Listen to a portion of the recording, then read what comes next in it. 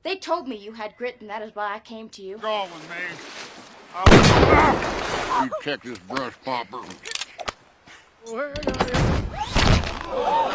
Say, we met Ned and Hayes 2 days ago.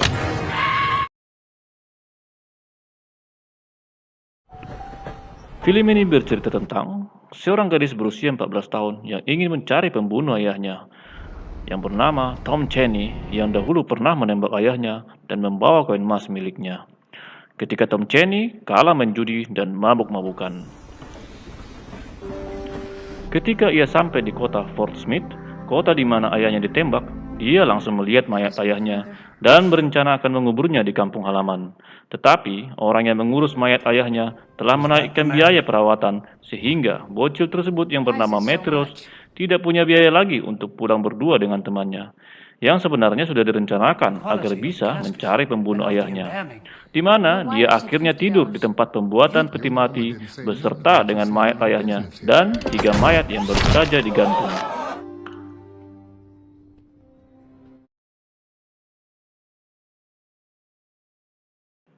Langkah pertama, dia mencari seorang marshal untuk membantu menemukan pembunuh ayahnya, dengan mulai bertanya pada sheriff setempat.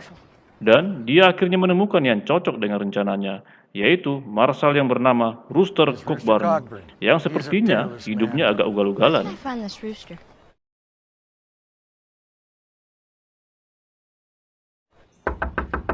The gates are locked. There is no clock on my business.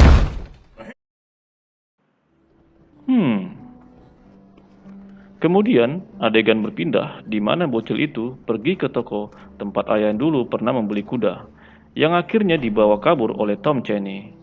Bocil tersebut bermaksud ingin mengumpulkan uang untuk membiayai perjalanannya dalam memburu pembunuh ayahnya, yaitu dengan cara bernegosiasi dengan pemilik toko, di mana dengan cerdiknya bocil tersebut menyatakan menjual kembali kuda yang pernah dibeli oleh ayahnya. Dan akhirnya, ia berhasil mendapatkan $50 sebagai DP, dan lucunya, ia juga berhasil mendapatkan kuda lainnya seharga $10. I will pay $200. $325 The total. ponies have no part in it. I will pay $225. There will be no settlement after I leave this office. This is my last offer. 200. All right, now listen very carefully, as I will. $300. Now you must take that or leave it. Given the 20 in advance. Now here's what I have to say about that saddle. Tentative offer of $10 per head. Look here, I need a pony and I will pay $10 for one of them. Wait a minute. Are we trading again? Fight Mr. Stonehill for me? No, ma'am. Adegan selanjutnya menunjukkan di mana Rooster Cockburn sedang diadili di pengadilan atas peristiwa penembakan di salah satu rumah. Dan pada persidangan tersebut, Matthew Rose yang terus menyimak dan memperhatikan Cockburn berbicara. Selesai persidangan, Rose langsung menghampiri Cockburn dan memintanya untuk menangkap pembunuh ayahnya dengan menawarkan uang sebagai upahnya. Tetapi Cockburn menolaknya pada saat itu. When I'm backing up. Cockburn, why Mr. Warden was found immediately. Warden was tending to his campfire. Objection! I do not remember. Pencil neck, son of a bitch. Mr. Godburn, tell me you're a man with true grit. What do you want, girl? Speak up. On top of that, I will pay you a $50 reward.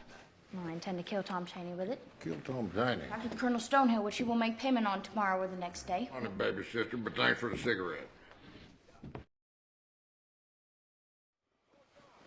Esok paginya, pada saat Rose terbangun, ternyata sudah ada laki-laki duduk di kamarnya, yang ternyata seorang Texas Ranger atau penegak hukum yang bernama LeBoeuf, yang sama-sama memiliki tujuan mencari Tom Cheney, dengan alasan karena Tom Cheney telah membunuh senator di Texas. Akan tetapi, Rose tidak menerima jika bekerjasama dengan Texas Ranger tersebut, karena Rose mau Tom Cheney harus digantung di Fort Smith. Where he hangs, is it? You give out very little sugar.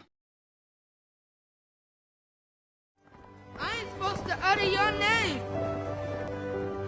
Setelah itu, dia menemui Cockburn yang sedang tidur terlelap dan langsung bertanya kapan dia akan siap. Walaupun Cockburn awalnya seperti malas-malasan, tetapi melihat semangat yang kuat dari bocil tersebut, maka Marshal itu pun akhirnya setuju untuk berangkat esok paginya. Can we depart this afternoon? I am to get Tom Chaney, and if you are not game, I will find somebody who is. Save your money. Meet me here at 7 o'clock tomorrow morning. We'll begin. Embark on a great adventure. Then I shall assist the authorities. Setelah in Ross pursuit. sudah mempersiapkan semuanya You know untuk that berangkat, Papa would want me to be kemudian firm in dia the ke rumah right. Cockburn Is he dengan or- maksud berangkat sama-sama. Tiba-tiba ternyata dia diberikan surat oleh teman Cockburn Where's Marshal bahwasanya dia tidak perlu ikut dan dia akan membawa pulang Read this, pembunuh I'll be ayahnya. across the river in the Indian Nation.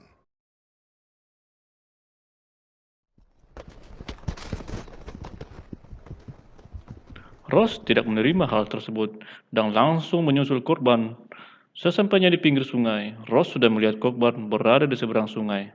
Ross tidak mau menyerah, dan setelah penjaga penyeberangan mau membawa dia pulang karena telah dipesankan bahwa Ross akan datang, maka ia melempar kepala orang tersebut dengan apel, dan dia bersama kudanya lari mengejar Cockburn dengan menyeberangi sungai dan turun langsung ke sungai bersama kudanya. Dan dia berhasil sampai ke seberang, yang membuat Cockburn heran karena tak percaya dia dapat menyeberangi sungai dengan kudanya.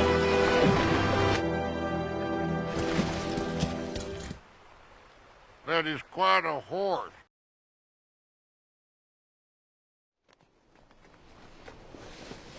Esoknya, Ross menegaskan kembali kalau dia tidak mau jika Tom Chaney dibawa ke Texas dan mendesak Cockburn untuk mengikuti keinginan Ross. Kelihatannya, LeBoeuf tidak setuju dan berdebat dengan Cockburn. Di mana sebelumnya mereka punya kesepakatan yang lain, tapi karena dia tersinggung dengan ucapannya, maka dia membatalkan kesepakatan dengan dia, dan LeBoeuf pun berjalan sendiri untuk mencari Tom Chaney. Captain Quantrill. Well, listen to your opinions. Our agreement's nullified. Adios.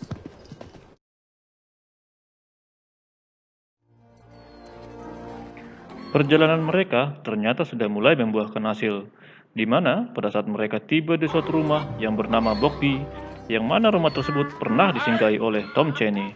Di rumah tersebut ternyata ditemukan satu keping emas milik Frank Ross, yaitu ayah bocil tersebut. For this.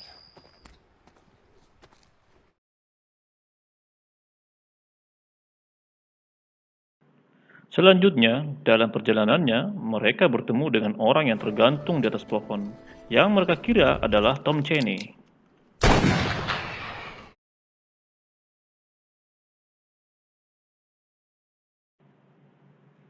Setelah mayat tersebut diturunkan oleh bocil itu, di bawah sudah ada orang asing yang mau membawa mayat tersebut. Dan Marshal itu pun menitipkan pesan pada orang itu jika melihat laki-laki lewat untuk memberikan tanda pada mereka. Possibly worth something in trade. That's wrong. What? He's being followed.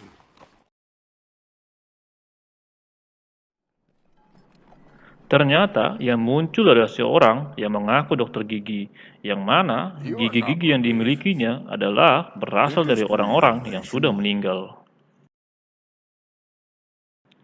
Kemudian mereka bertanya di mana tempat berteduh dekat situ, yang dijawab oleh dokter tersebut yaitu di Grazy Bob. The original Grazer Bob.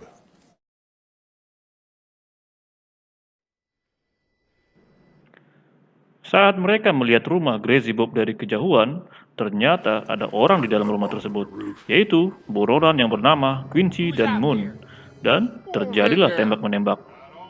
Setelah terjadi tembak-menembak, korban menanyai mereka tentang keberadaan Tom Chaney.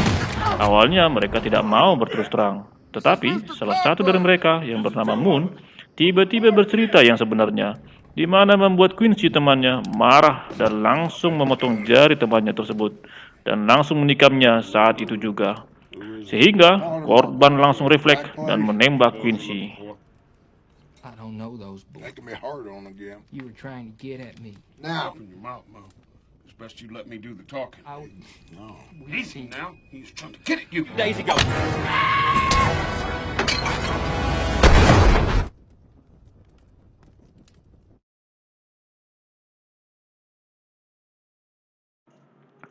Karena informasi yang mereka dapatkan bahwa gerombolan Tom Chaney akan datang, maka mereka menunggunya di luar agar bisa menyergap gerombolan tersebut. I'll shoot them as they come out. You display great poise.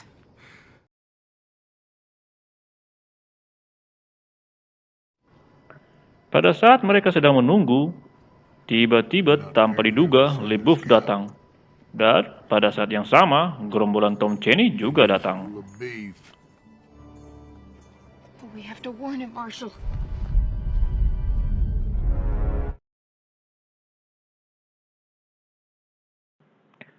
Pada saat Ross dan Cockburn mau memberitahu bahwa dia sedang dalam bahaya, rombongan Tom Chaney langsung mengikat LeBouf dan menariknya. Disitulah Cockburn bertindak dengan langsung menembak beberapa dari penjahat tersebut dan menyelamatkan LeBouf walaupun ada beberapa penjahat yang kabur.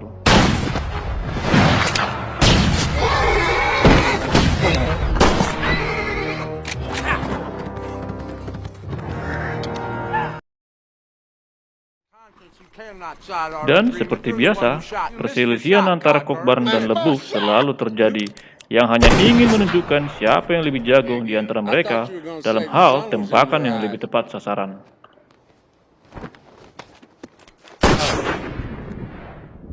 Oh, took one high. Oh, far. There! My bullet! Your On bullet. the prairie is getting us no closer to the Ned Pepper gang. One more. Malam harinya, pada saat mereka berdua sedang berselisih, Cockburn kesal karena usahanya sia-sia karena dirusak oleh LeBouf. Dan akhirnya dia mengundurkan diri dan menyuruh LeBouf untuk membawa bocil tersebut bersamanya. Tapi LeBouf menolak untuk mengajak Ross ikut. I shall make my own camp elsewhere. Take the girl. I'll bow out.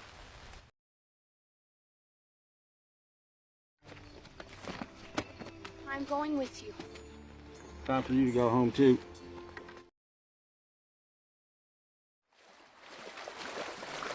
Esok paginya, pada saat Ross hendak mengambil air di sungai, ternyata buruannya, yaitu Tom Chaney, juga sedang berada di sungai tersebut.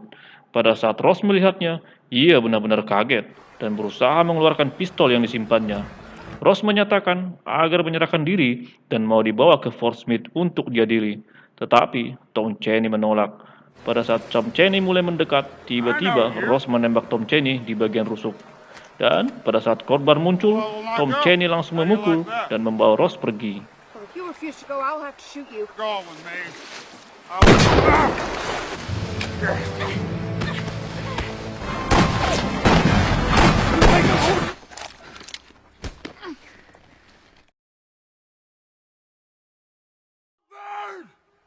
You hear me? Ross akhirnya dibawa ke tempat di mana Tom Chaney bersembunyi dengan kawan-kawannya dan meminta Cockburn datang sendirian ke atas bukit dalam waktu 5 menit jika ingin menyelamatkan si bocil tersebut. Dan sementara lainnya pergi, Tom Chaney dan bocil tersebut ditinggalkan berdua. Chaney, That's the way I will have it. he will kill me. Do the calf again, Harold.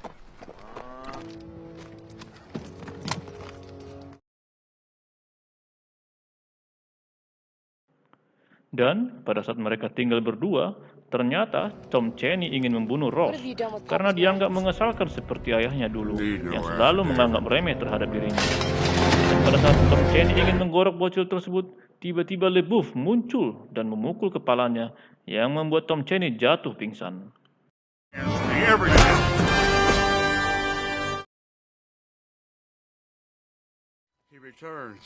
Sementara itu, Cockburn terlihat sudah di bawah bertemu dengan gerombolan penjahat yang bernama Ned Pepper yang ingin menuntaskan masalah mereka. Dan terjadilah baku tembak, 1 melawan 4 orang, di mana Cockburn akhirnya terjatuh tertembak. Dan pada saat Ned Pepper hendak menembak mati Cockburn yang sedang terjatuh, ternyata LeBouf sudah membidik Ned Pepper dari atas bukit dan dor. LeBouf melepaskan tembakan yang tepat mengenai Ned Pepper hingga terjatuh dari kudanya. Si bocil pun senang dan girang.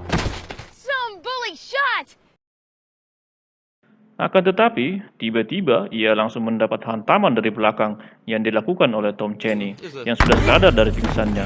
Ross kemudian langsung merebut senapan milik LeBouf dan langsung menembak Tom Chaney hingga terjatuh ke jurang.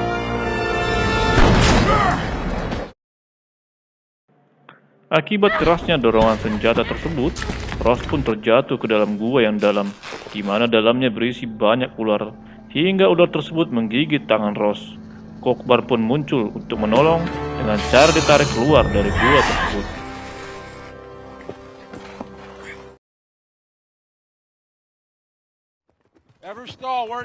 Segera, Cockburn pun membawa Ross si bocil tersebut ke dokter yang pernah disinggahinya, yaitu rumah Bogby, untuk menyelamatkan bocil tersebut dari gigitan ular yang sangat mematikan.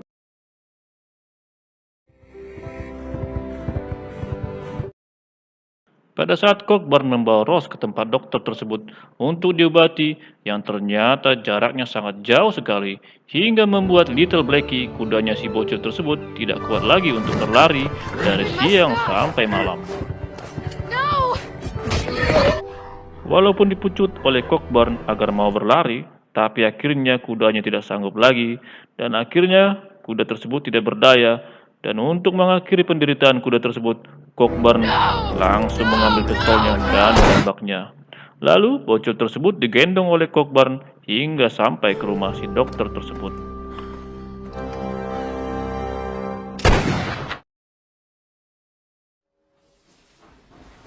Setelah 25 tahun berlalu, bocil tersebut pun sudah beranjak dewasa dan tetap tidak menikah, yang kemudian mencari Rooster Cockburn, marshal yang pernah membantunya dulu. Tapi dia tidak menemukannya di kota Yale, kota di mana Rooster Cockburn pernah tinggal. Setelah dicari informasi tentang dia, ternyata dia ikut rombongan sirkus keliling kota yang dia baca dari selebaran.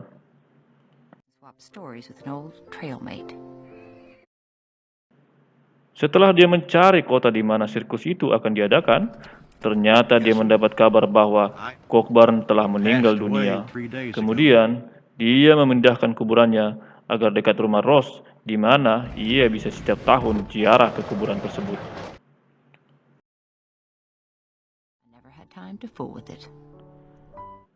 Demikian plot film kali ini. Semoga Anda dapat menikmatinya. Sampai jumpa.